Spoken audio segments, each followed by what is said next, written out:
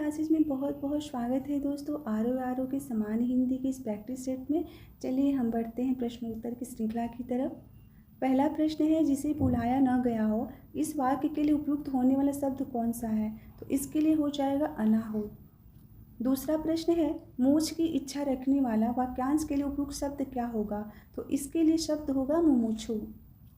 तीसरा प्रश्न है, रंगमंच के पर्दे के पीछे का स्थान क्या कहा जाता है? तो उसे हम नेपथ्य बोलते हैं। अगला प्रश्न है दोस्तों, हवन में जलाने वाली लकड़ी के लिए शुद्ध शब्द क्या होगा? तो इसके लिए शुद्ध शब्द शमिधा होगा।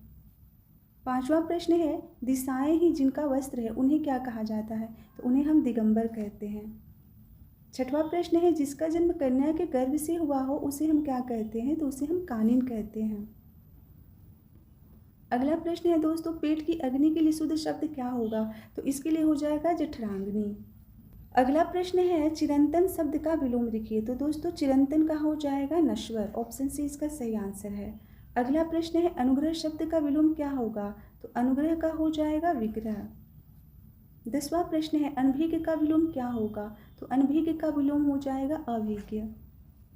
अगला प्रश्न है दोस्तों, सौम्य शब्द का विलोम क्या होगा? तो सौम्य शब्द का विलोम हो जाएगा उग्र। अगले प्रश्न में पूछा गया है कि हार्ष शब्द का विलोम क्या होगा? तो हार्ष का हो जाएगा वृद्धि। अगला प्रश्न है, न्यून शब्द का विलोम क्या होगा? तो न्यून का हो जाएगा अधिक। अगला प्रश्न है दोस्तों, पुष्ट शब्द का विलोम क्या होगा? तो पुष्ट शब्द का हो जाएगा छिड़।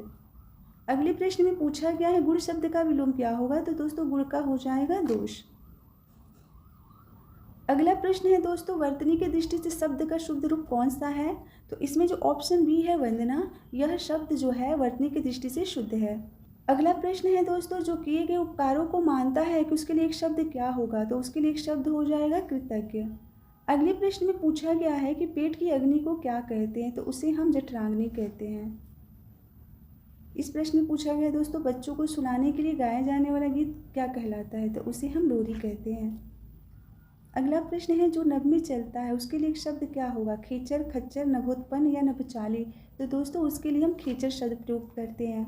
अगला प्रश्न है, व्याकरण के ज्ञाता के लिए एक शब्द है, उसे हम क्या कहते हैं? व्याकरणी, व्याकर्ता, व्याकरण या व्याकरणज्ञ? तो दोस्तों यहाँ पर ऑप्शन सी व्याकरण है, यह शब्द सही है। अगला प्रश्न है, बढ़ा चढ़ाकर कहना के लिए एक शब्द क्या होगा? तो उसके लिए एक शब्द हो जाएगा अतिशयोक्ति। अगले प्रश्न में पूछा गया है दोस्तों कि निम्नलिखित तत्सम तद्भव शब्दों के युग में कौन सा युग्म त्रुटिपूर्ण है? घृत, घी, उट्र, उंट, त्वरित, तुरंत या तिक्त या तीता?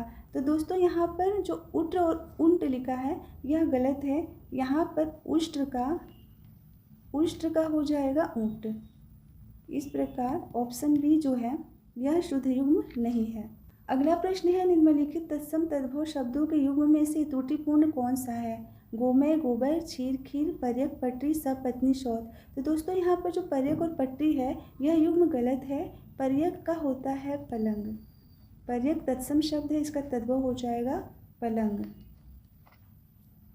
अगला प्रश्न है दोस्तों, पर्ण का तद्भव शब्द क्या होगा? तो पर्ण का हो जाएगा पत्र। ऑप्शन ए इसका सही आंसर है।